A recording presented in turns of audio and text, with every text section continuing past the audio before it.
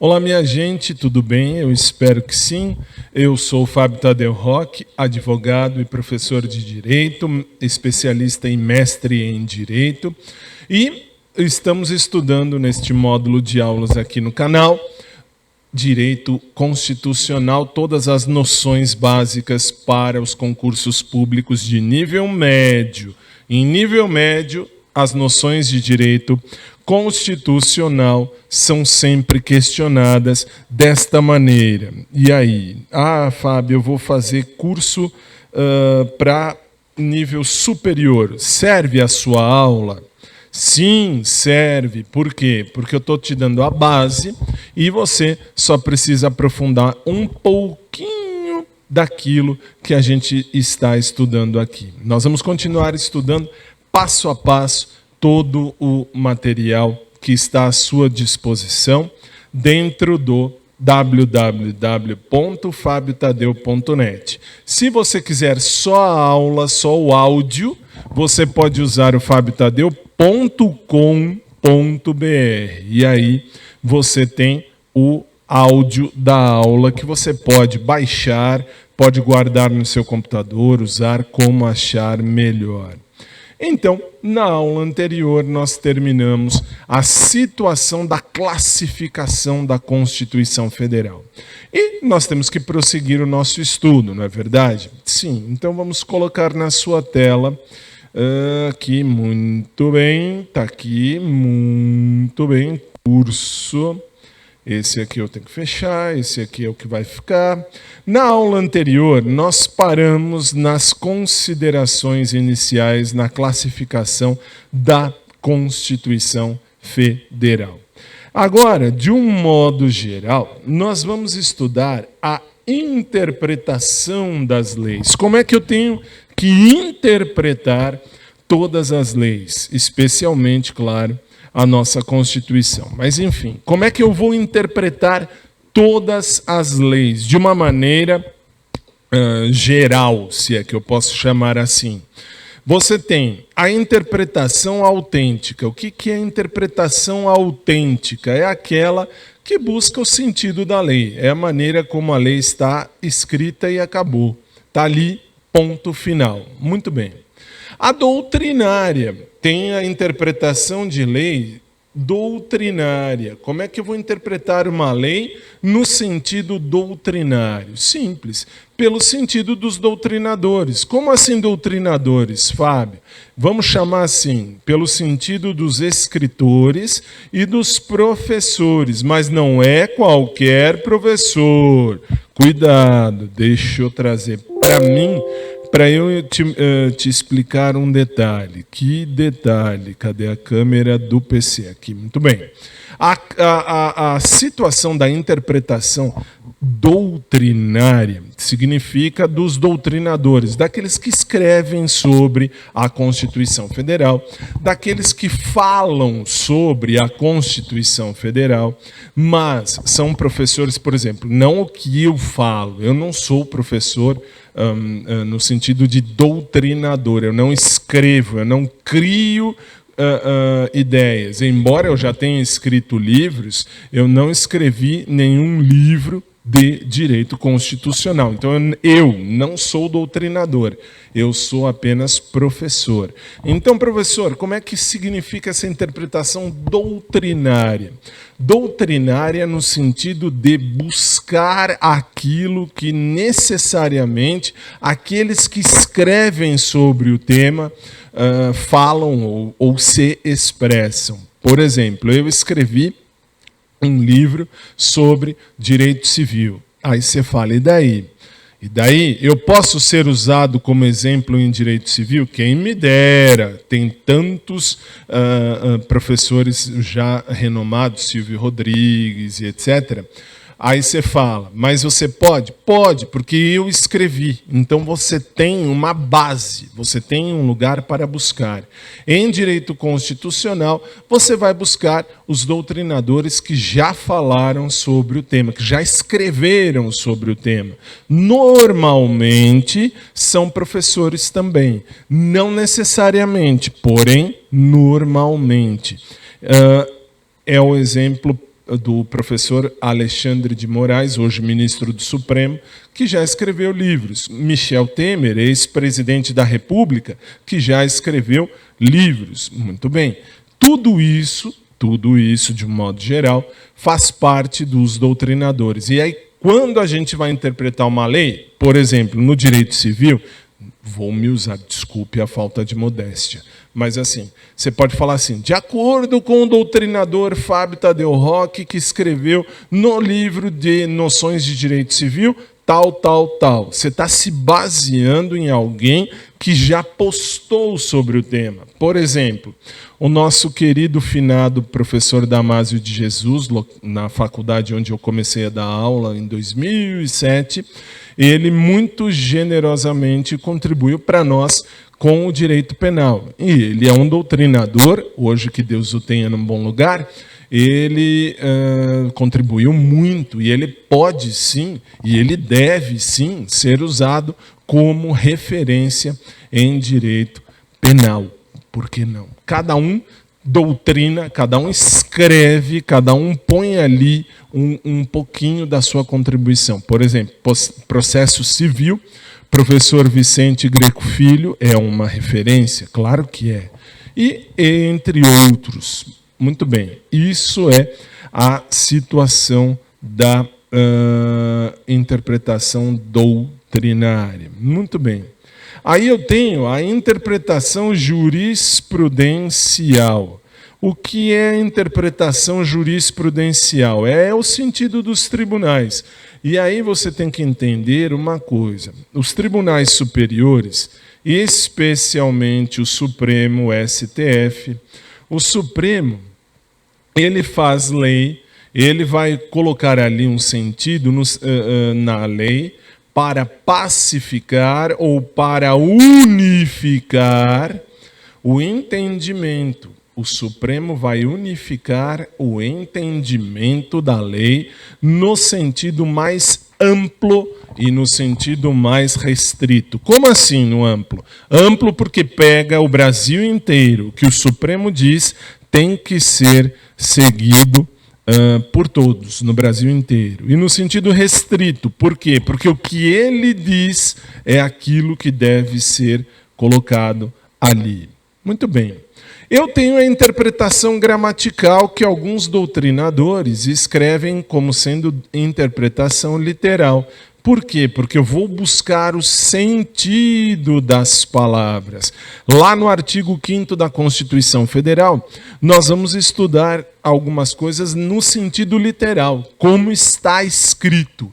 Não tenho o que fazer. Por exemplo, vida, liberdade, igualdade, segurança e propriedade são direitos expressos e literais na Constituição. Muito bem. Eu tenho a interpretação lógica. A interpretação lógica é aquela que busca o sentido do legislador. O sentido do legislador, leia-se, o que ele quis dizer quando ele escreveu a lei. Quando escreveu a lei. Ele escreveu a lei, então ele vai querer dizer alguma coisa. O que ele quis dizer? Pode não ser o que está escrito. Como assim? Ele pode ter escrito algo que você entenda de um jeito, eu de outro, e cada um de nós entenda do seu jeito. Pode isso? Pode. Mas aí a gente tem que buscar o que a cabeça daquele que escreveu a lei naquele momento queria dizer. Muito bem. Eu tenho a interpretação histórica. Toda lei deve ser interpretada dentro de um sentido histórico, dentro de um momento. Por exemplo, Fábio, deixa eu colocar aqui, peraí, deixa eu vir aqui, vou colocar as duas telas. Não, desculpe, a tela. Peraí que a gente chega lá. Aqui, muito bem. Aqui, deixa só aqui. Por exemplo, no sentido histórico, o STF pode fazer lei, não pode? Pode, ele pode criar uma lei e aí tem um sentido jurisprudencial, isto é, naquele momento da história, o Supremo Supremo Tribunal Federal, que faz a lei no sentido da jurisprudência, criou uma interpretação, por exemplo. Ele criou a ideia, por exemplo, do aborto do anencéfalo. O aborto do anencéfalo, quem quiser falar, fale o que quiser. O Supremo Tribunal Federal disse: o feto anencéfalo, ele pode ser abortado, sim. Por quê? Porque vai nascer sem cérebro. E aí? E aí não adianta reclamar, não adianta um padre, um pastor, um bispo. Na igreja ele pode, ele tem esse direito, mas juridicamente falando, não adianta ele reclamar. O Supremo Tribunal Federal fez uma lei, interpretemos esta lei de maneira jurisprudencial. O Supremo diz: o feto anencéfalo pode ser abortado. Ponto. Legal. E aí, nesse sentido, eu tenho a questão da anencefalia podendo ser usada. E pode. Eu posso abortar? Posso. É um momento histórico? Naquela parte da história do Brasil, o Supremo achou melhor abortar. Pode abortar. Ah, eu não concordo. Desculpe, você concordando e um gato cagando é a mesma coisa. O Supremo Tribunal Federal fez lei e nós temos que cumprir. Interpretando de maneira histórica, naquele momento da história da nação, o Supremo diz que pode e pode. Muito bem, vamos voltar à nossa disciplina. Veja só. Eu tenho também a interpretação chamada sistemática. Por que sistemática? Porque tem que usar o texto da lei e aplicar o texto ao caso concreto. É um sentido de harmonia. Eu trago a harmonia do texto que está no texto para o caso concreto. Portanto, de uma maneira rápida, estas são as interpretações que eu posso dar para qualquer lei, inclusive a Constituição Federal. Claro que a Constituição Federal ela está pacificada e unificada no sentido jurisprudencial, porque o Supremo é o guardião da Constituição. Muito bem. Mas eu posso interpretar a lei de acordo com o resultado. De acordo com o resultado, eu tenho, num primeiro momento, a lei sendo interpretada de maneira extensiva, porque eu vou ampliar o sentido da lei. Eu vou ampliar o sentido para abranger tudo dentro daquele caso. Por exemplo, todos são iguais perante a lei. Artigo 5º da Constituição. Todos, eu vou pegar o homem, a mulher e todo ser humano. Todo mundo é igual perante a lei.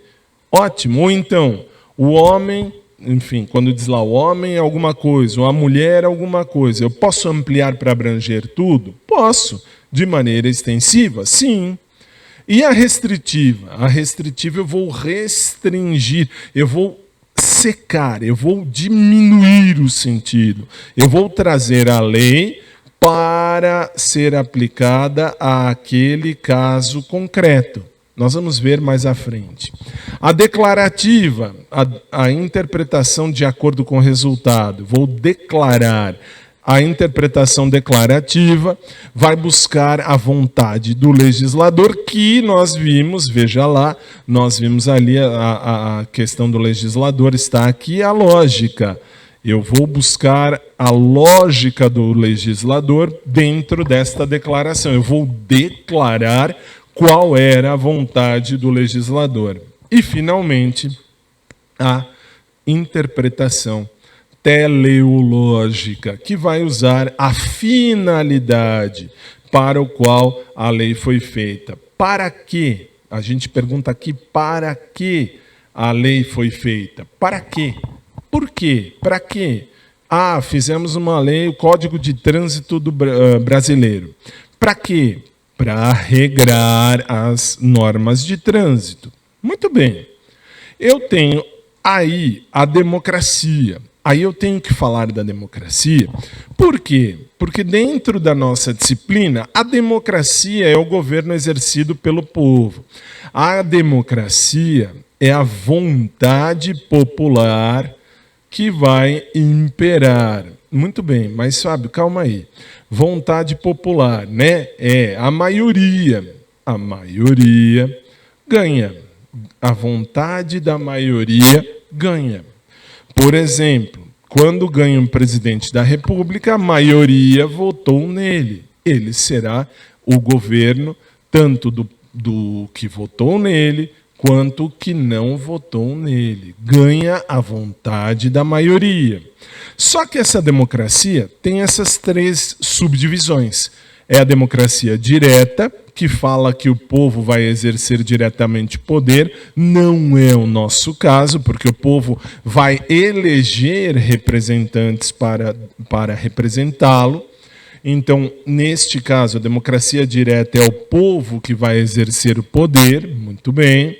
A indireta é aquela participativa, onde o povo vai escolher os representantes que vão representá-lo, por isso o povo escolhe representante. A nossa tem muito de indireta, mas a nossa também tem a parte da semidireta. A nossa é indireta ou participativa, porque nós, povo, nós elegemos os nossos representantes. Nós não vamos lá fazer a lei. É o deputado, é o senador que vão fazer a lei de maneira global, de maneira universal para todos nós aqui no Brasil. E nós podemos também interferir de maneira semidireta, como pelo plebiscito, pelo referendo e pela iniciativa popular, que nós vamos ver dentro do curso no seu tempo. Muito bem. Quais são as formas de governo e quais são os sistemas de governo? Cuidado, que isto aqui é uma questão muito pedida em prova. Cuidado com estas diferenças. O que ou quais são as formas de governo? Forma de governo também pode ser chamada de regime político. Eu tenho a monarquia. Na monarquia, o rei governa. E eu tenho, dentro da monarquia, algumas subdivisões. A primeira delas é a monarquia absoluta. Na monarquia absoluta, o rei não tem limitação. Ele faz o que ele achar melhor. Mas, Fábio, não é certo isso. Então, peraí, vamos lá. O rei, na democracia e dentro da democracia, ou melhor, dentro da monarquia e esta monarquia absoluta, o rei fala e o rei faz. Como assim? Se o rei num belo dia diz assim: olha, hoje eu levantei muito chateado, todos aqueles que estão vestindo azul devem morrer. O que acontece? Ninguém vai questionar. A guarda real vai lá e vai matar todos aqueles que estão vestindo camisa azul, camiseta azul, enfim. Pode? Pode quando há uma monarquia absoluta, porque o rei faz, o rei determina, ele não tem limitação. Ele é o chefe, ele é o poderoso, ele faz como ele achar melhor, ele decide o que ele quer fazer. E ele faz da maneira como ele acha melhor. Mas existe uma segunda situação? Sim, existe. E esta segunda situação está aí. É a monarquia constitucional. O rei pode governar, mas ele tem limitações dentro de um texto constitucional. Muito bem. Aí eu tenho uma Constituição. Por exemplo, lá na Inglaterra, a rainha faz como ela quer, mas ela tem limitações. Por quê? Porque existe ali um parlamento que vai tomar conta ali de muita coisa. Quais são as características da monarquia? Atenção, isso aqui é bom você saber. Quais são as características da monarquia? Olha lá, vitaliciedade, isto é, o rei é rei, a rainha é rainha até a morte. E quando morre? Quando morre, se morrer e um dia vai, o que acontece? Eu tenho a chamada hereditariedade, isto é vitalício e hereditário. Os seus sucessores virão da sua própria família. Rainha Elizabeth, no dia da gravação da aula em 2021, ainda é viva. Ela é a rainha, mas quando ela morrer, o príncipe Charles, William, eles vão substituí-la. Eles vão entrar no dentro da esfera monarquista. Eles serão reis um dia. E esta irresponsabilidade, cuidado, irresponsabilidade não é que eles são irresponsáveis, é que no governo monárquico irresponsabilidade significa não tem limitação, não existe limitações. Não tem limitações. Os governos monárquicos, eles não têm quaisquer limitações. Isto é, eles fazem o que eles querem e não serão responsabilizados. Não existe uma responsabilidade, não há responsabilidade, e esta responsabilidade nem na esfera civil, nem na esfera administrativa e muito menos na esfera penal, quando a monarquia for absoluta, é óbvio. Mas esta irresponsabilidade é uma característica da monarquia. E a República? A República é exatamente o contrário de tudo isso. Por quê? Porque na República eu tenho características da República. Quais são elas? Características são elas: a temporariedade. O poder passa de mão em mão a cada prazo. Aqui no Brasil, a cada 4 anos, nós temos eleições para presidente. Aí nós vamos às urnas e votamos em quem a gente quer. Portanto, esta temporariedade ela é justamente feita junto com a eletividade. Isto é, eu vou eleger os nossos representantes são eleitos, isto é, ganha maioria. Na República eu tenho a maioria que serão eleitos, serão postos ali e tudo que eles fizerem tem responsabilidade, sim, tem limitação. Eles têm limitações existem. E essa responsabilidade se dá quando erram na esfera civil, na esfera administrativa e na esfera penal. Lembra da Dilma? Dilma foi impeachada. Por quê? Porque cometeu crime de responsabilidade. E aí, lembra do Collor? Se você é mais velho, você vai lembrar do Collor. O Collor também foi impeachado. Ele respondeu por crime de responsabilidade dentro dessa questão. Ok. E quais são os sistemas de governo? Eu tenho parlamentarismo. No parlamentarismo, atenção porque isso cai em prova. No parlamentarismo, o que acontece? Os cargos que existem são 2, o primeiro-ministro e o presidente. Tem diferença? Tem. O presidente é o chefe de Estado. Ele, presidente, por exemplo, quando viaja para fora da nação parlamentarista, é ele, presidente, quem vai representar aquela nação. Só que ele não governa, ele apenas é uma figura representativa. Quem governa? Quem governa é o primeiro-ministro. O primeiro-ministro é o chefe de governo, é ele que toma as decisões governamentais. Aqui no Brasil nós temos o presidencialismo, isto é, o presidente da República, ele é o chefe de Estado e de governo, isto é, ele tem responsabilidades. Ele, quando viaja para fora, ele viaja fora do Brasil, ele representa o Brasil e, ao mesmo tempo, ele é chefe de governo. Ele tem funções dentro do governo que ele tem que fazer, porque a Constituição assim determina. Muito bem.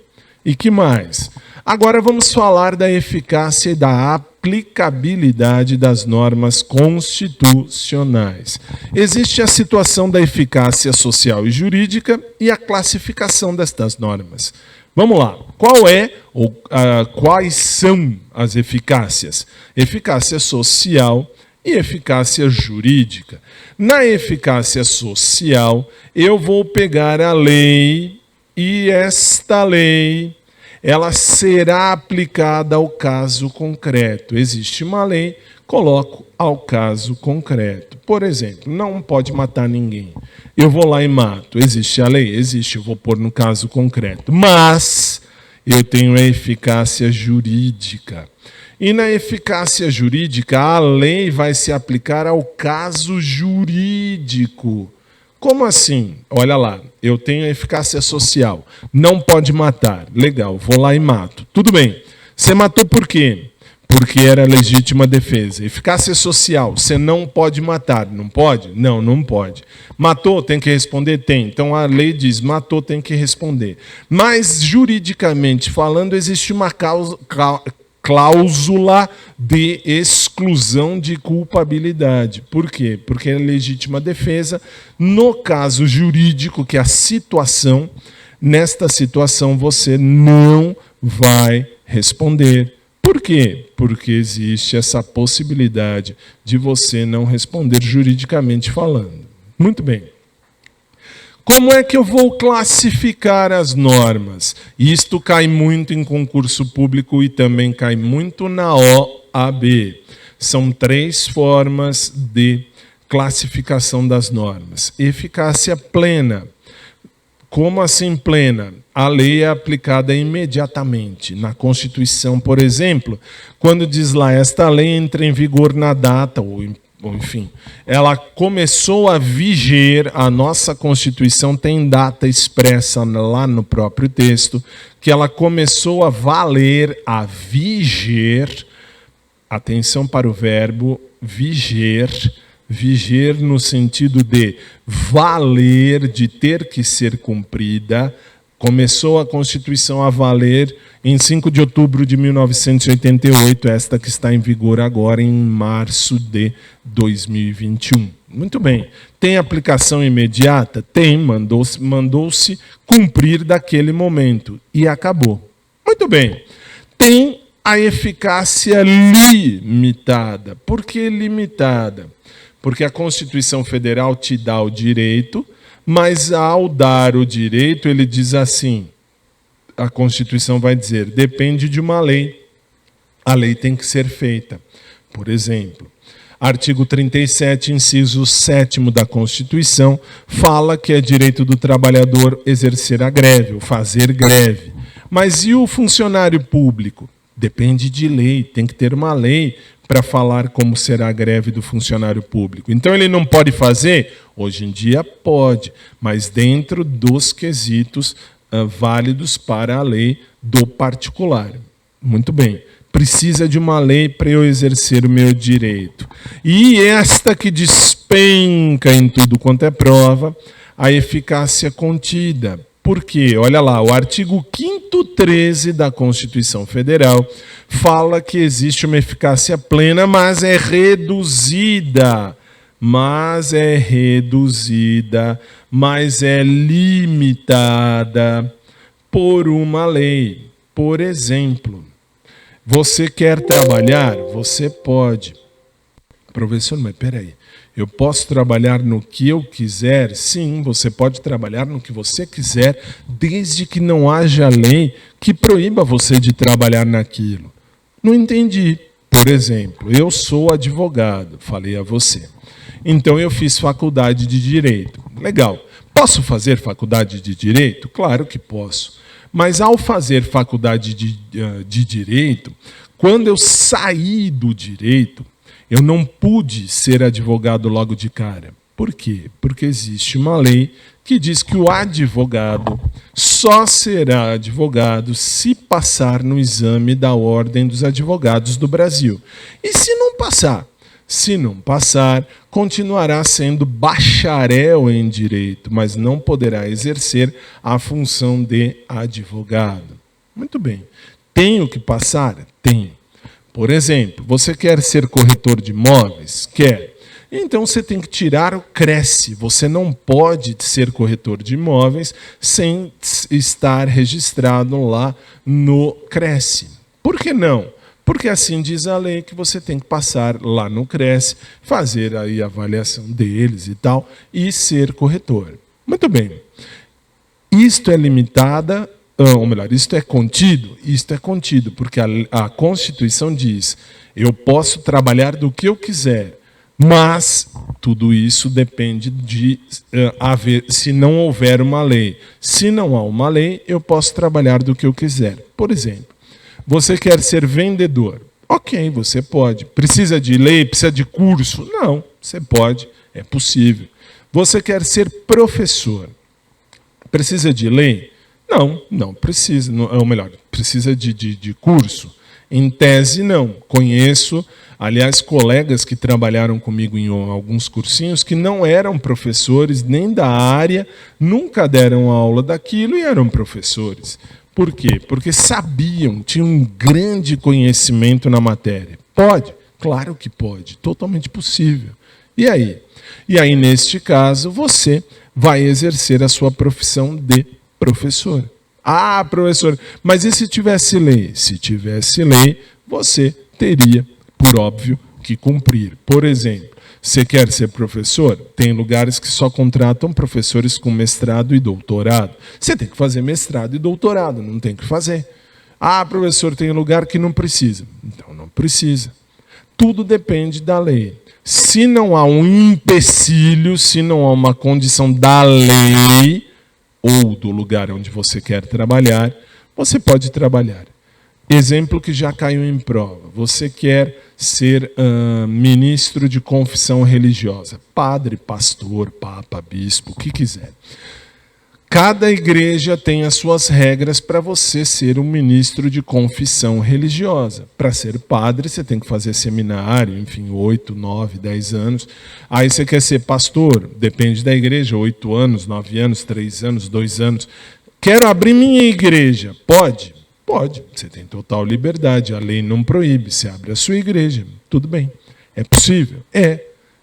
Então, neste caso, não há uma contenção, uma limitação da lei. Você pode trabalhar do que quiser, desde que trabalhe dentro da lei. Se você quer ser, por exemplo, já falei, vou repetir, advogado, faça a faculdade de Direito e passe na prova da OAB. Aí sim você poderá exercer a profissão. Muito bem, vamos seguir. Vamos voltar para a tela daqui. Muito bem. Tela aqui. Veja só, vamos seguir a nossa disciplina. Olha lá. Poder constituinte. Isso às vezes cai quando você tem um concurso público que fala sobre as espécies de poder constituinte. Eu tenho o poder constituinte originário, é aquele que começa, por isso originário. Originário começa, é aquele que dá o início de uma nova ordem do Estado, portanto começa, cria uma nova Constituição Federal. Ele dá origem à Constituição Federal. Quais são as características deste poder, deste poder dito originário? É um poder dito originário, por quê? Porque ele é inicial, ele começa, como acabamos de falar, ele é ilimitado. Por que ilimitado? Porque quando eu vou criar uma nova Constituição, eu não tenho limites, não tenho qualquer limite. Eu posso criar uma Constituição com a lei que eu quiser. E ele é incondicionado. Por quê? Porque ele não depende de nada e nem de ninguém. Não depende de nada e nem de ninguém. Ah, mas sabe, peraí. Então calma aí. Vamos lá. Nós temos no Brasil uma Constituição Federal, não temos? Sim, temos. E aí quando a gente tem, o que acontece? Nós criamos uma Constituição em 1988. Legal. Se a gente criou essa Constituição em 1988, significa, é um poder constituinte originário? Sim, porque criou uma nova Constituição Federal. E ao criar esta nova Constituição Federal, é um poder inicial, porque dá o início de tudo. É ilimitado, porque não tem limites. Naquela Constituição trata, essa Constituição que a gente tem de 88, ela trata de tudo, então ela é ilimitada, ela tratou daquilo que os deputados lá da Assembleia Nacional Constituinte quiseram tratar naquela vez, e é incondicionado, porque eles puseram o que eles quiseram naquela situação. Aí vem aquela pergunta tradicional de prova, qual? Fábio, peraí, é uma nova Constituição, é um poder constituinte originário? É. E aí, se é um poder constituinte originário, o que é que acontece? Tenho todas as novas características. Eu posso, naquele momento que eu estou criando uma nova Constituição Federal, por exemplo, colocar a pena de morte aqui no Brasil? Sim, eu posso. E por que eu posso? Justamente porque esse poder originário, ele é ilimitado e ele é incondicionado. Se eu criar uma nova Constituição, todos os tratados que o Brasil assinou até agora, eles deverão ser revistos. E aí, aquilo que cabe será recepcionado, aquilo que não cabe será descartado, será excluído. Ah, Fábio, então pena de morte no Brasil agora não tem? Agora não tem. Com a Constituição de 88 não tem. Se criar uma nova, pode colocar lá, será instituída a pena de morte? Sim, pode. Embora aqui no Brasil nós tenhamos uma situação de pena de morte. Quando o Brasil entra em guerra, pode haver a pena de morte por fuzilamento. Nós vamos estudar mais à frente. Mas fora isso, não existe pena de morte. A pena maior no Brasil serão 30 anos na cadeia. Mais do que isso, não. Ah, mas sabe, não pode. Pode, está lá. E quando está lá, vira a cláusula pétrea, porque é direito fundamental. Se é direito fundamental, artigo 60, parágrafo 4º, direitos e garantias fundamentais, uma das cláusulas pétreas não pode mudar. Eu não posso tirar, mas eu posso acrescentar. Muito bem. Vamos prosseguir. Atenção, veja. Aí eu tenho, deixe-me ver, o poder reformador. Falamos do originário que começou e o reformador. O reformador é aquele poder que altera a Constituição Federal. É o poder de fazer emendas. Eu vou fazer emendas à Constituição Federal. Isto é o poder reformador. Se é um poder de fazer emendas, se é um poder de alterar, de emendar, o que acontece? Ele é secundário. Se ele é secundário, não é primário porque não criou nada, só alterou, é subordinado. Subordinado a quê? A Constituição Federal existente. Portanto, ele é um poder que está subordinado ao poder originário. Se ele está subordinado, ele é um poder condicionado, ele tem condições. Ele não pode fazer o que quiser. Ele tem condições a serem respeitadas. Poder reformador reforma muda, altera, cria uma nova emenda constitucional, mas ele não pode criar novas situações piores. A alteração é sempre em prol da população. Portanto, está configurado aí um poder secundário, um poder subordinado, um poder condicionado, que está condicionado ao cumprimento daquela situação. Tem que cumprir o que já está expresso no poder originário. Eu já falei da recepção, mas agora eu vou falar de uma maneira melhor. Se eu crio uma nova Constituição, eu tenho que ter aí as normas, a teoria da recepção de normas, que fala que a norma deve ser recepcionada se ela estiver de acordo, se estiver dentro do contexto desta nova Constituição. Senão, ela não será recepcionada, ela será apenas anulada, acabou, essa daí não existe mais. Agora, se ela acabou, se ela não existe mais, se ela será anulada, ela será revogada. Por que revogada? Porque a norma, a lei que já existia, não está de acordo com a nova Constituição Federal. Aí eu tenho duas espécies de revogação. A revogação pode ser inteira, total, ou como as bancas examinadoras chamam, a abrogação. A norma está extinta. Por quê? Porque ela está revogada de maneira total, portanto extinta, acabou, não tem o que fazer. Ou ela está revogada parcialmente. E aí as bancas examinadoras falam da derrogação.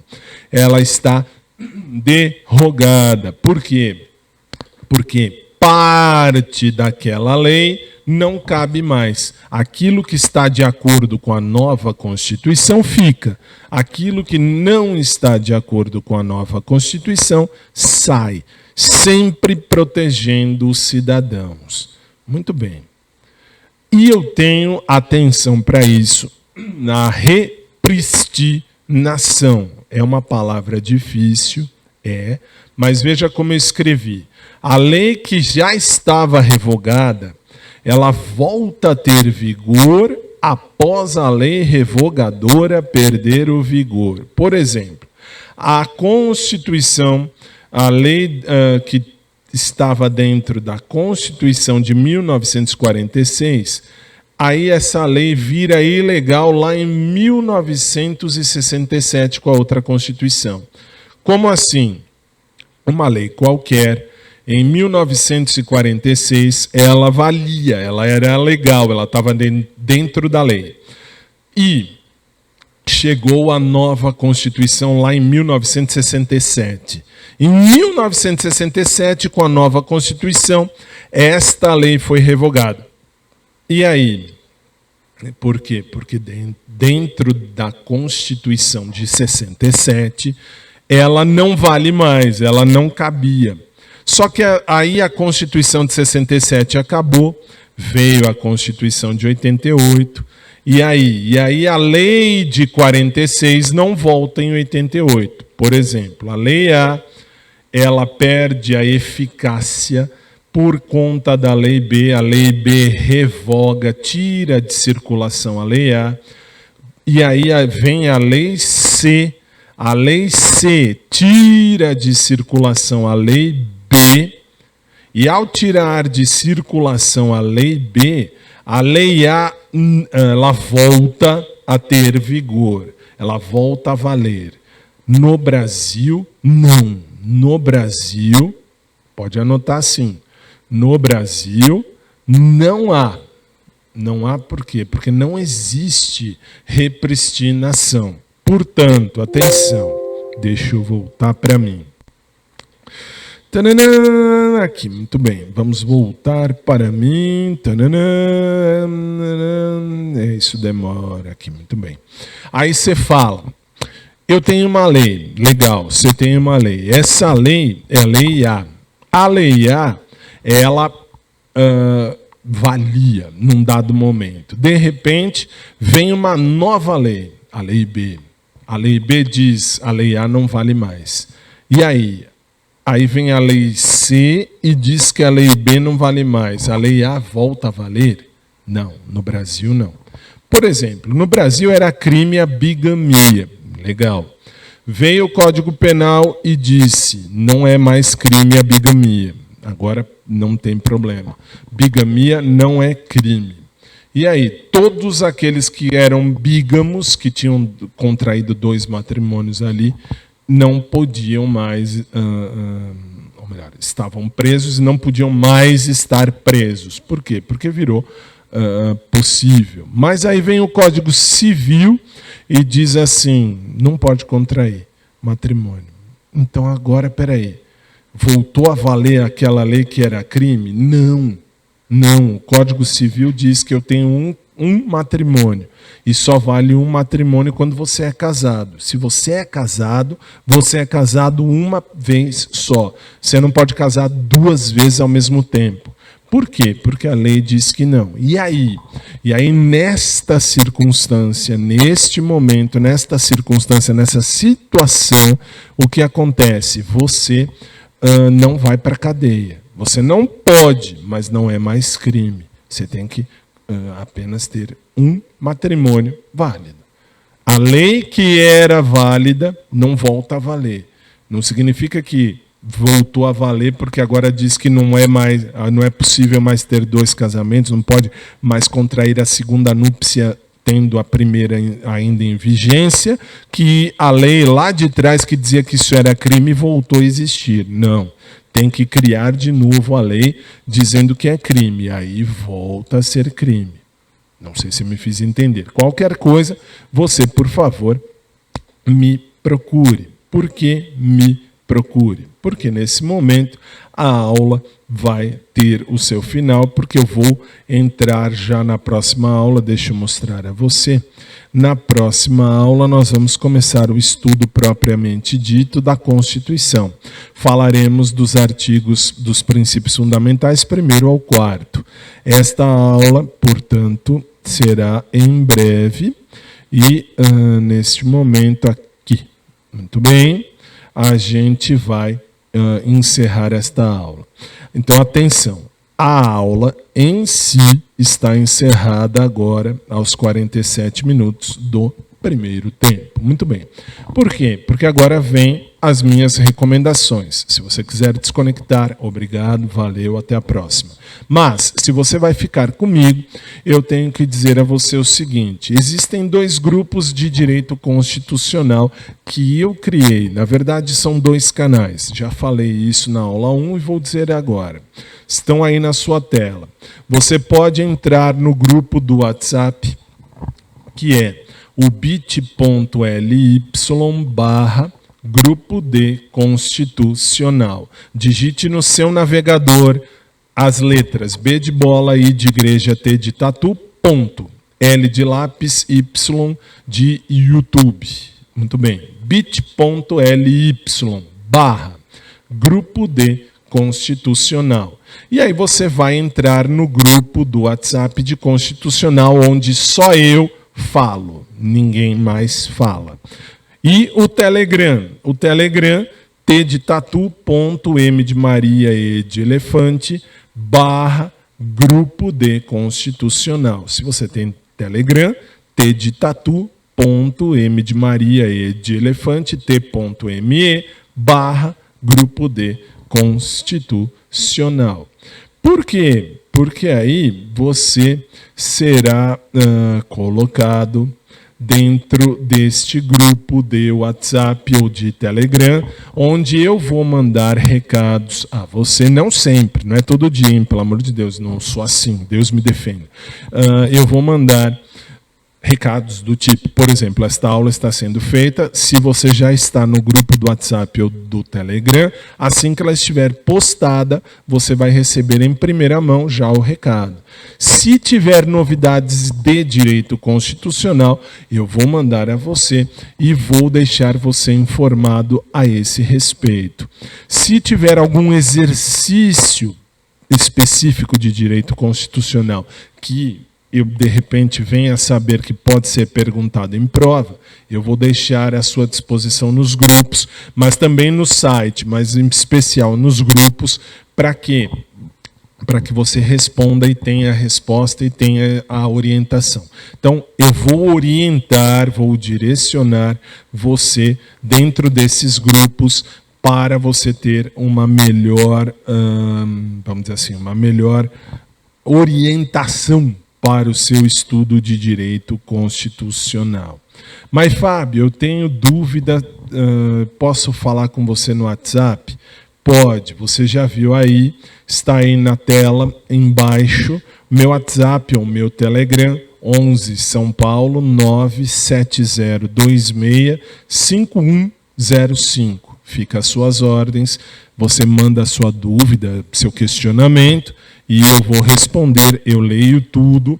Então, assim, desculpa, eu tenho que falar, porque muita gente pode ficar brava comigo, e eu vou dizer assim, sempre eu leio tudo. Eu tenho todos os meus alunos de todos os cursos de faculdade, da onde eu dou aula, tudo está lá. Tudo está nesse WhatsApp. Eu leio tudo, eu respondo tudo, então às vezes eu demoro um pouquinho. Tem urgência? Você me manda um e-mail. O meu e-mail não está lá, mas acho que eu coloquei aqui. Vai estar no final, você vai ver aí no final aqui. No final tem o meu e-mail, prof.fabiotadeu@gmail.com e os demais dados, prof.fabiotadeu@gmail.com. Muito bem. E aí? Eu tenho um grupo de WhatsApp para todo o direito de uma maneira geral, é chamada lista de transmissão. A lista de transmissão trata de dicas de direito que eu passo para você, aluno, para você, meu companheiro de caminhada, para você ter aí dicas que podem ajudar o seu estudo em todas as áreas do direito, não só o direito constitucional.